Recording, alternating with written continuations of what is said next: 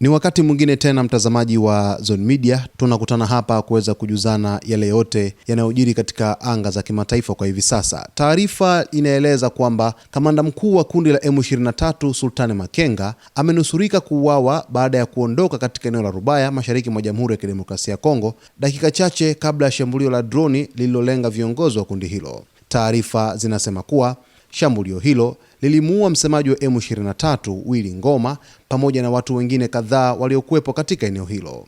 Kwa mujibu wa vyanzo vya usalama, droni hiyo ilishambulia eneo karibu na kitovu cha uzalishaji wa madini ya coltan, rasilimali muhimu inayotumika katika utengenezaji wa vifaa vya kielektroniki duniani.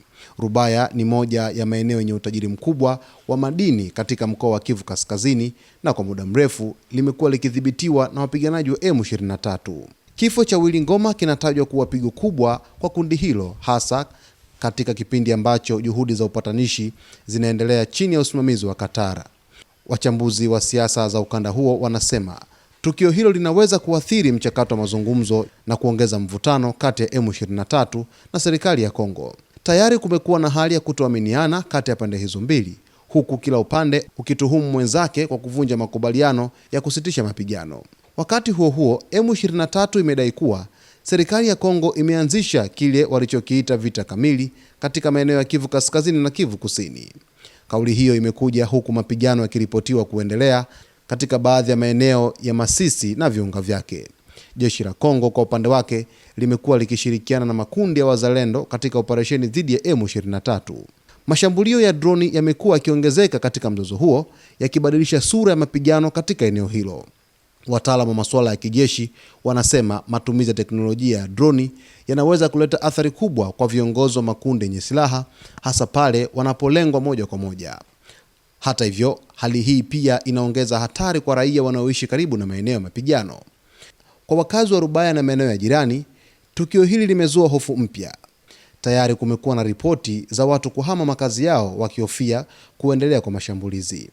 Mashirika ya kibinadamu yanaonya kuwa kuongezeka kwa mapigano kunaweza kusababisha wimbi jipya la wakimbizi wa ndani, hali itakayoongeza changamoto za kibinadamu katika eneo hilo. Coltan, ambayo ni chanzo kikubwa cha mvutano katika eneo la Kivu, imeendelea kuwa ni kiini cha mzozo kwa miaka mingi.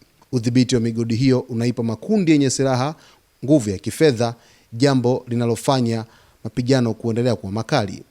Wachambuzi wanasema bila suluhisho la kudumu kuhusu usimamizi wa rasilimali za madini, amani ya kudumu itakuwa ngumu kupatikana. Hadi sasa kamanda Sultani Makenga ameripotiwa kuwa salama, lakini tukio hilo limeonyesha jinsi mzozo mashariki mwa Kongo ulivyo katika hatua nyeti. Juhudi za kimataifa zinaendelea kuhimiza mazungumzo badala ya mapigano, huku zikisisitiza umuhimu wa kulinda raia na kuhakikisha misaada ya kibinadamu inawafikia wahitaji. Kwa sasa hali inabaki kuwa tete, huku pande zote zikionekana kujiandaa kwa hatua zinazofuata. Dunia inaendelea kufuatilia kwa karibu mwelekeo wa mzozo huo, huku matumaini yakiwa kwamba juhudi za upatanishi zitazaa matunda na kuzuia kuongezeka kwa umwagaji damu katika eneo la Kivu. Kufuatia kifo cha aliyekuwa msemaji wa M23 Willy Ngoma, ambapo aliweza kufariki dunia alfajiri ya tarehe 24 baada ya shambulizi la droni kulenga msafara huo uliokuwepo katika eneo la Rubaya. Sasa taarifa zimeeleza kwamba Sultani Makenga, kiongozi mkuu au kamanda mkuu wa M23, ambaye pia alikuwepo katika eneo hilo, alinusurika kifo baada ya kuweza kuondoka muda mchache tu kabla ya shambulio hilo kuweza kutokea. Basi mtazamaji wetu, kwa taarifa zaidi endelea kuungana nasi wakati wote ili uweze kufahamu yale yote yanayojiri huko ulimwenguni kwa ujumla, huku stori kubwa ikiwa ni hivi sasa kifo cha aliyekuwa msemaji wa M23 Willy Ngoma.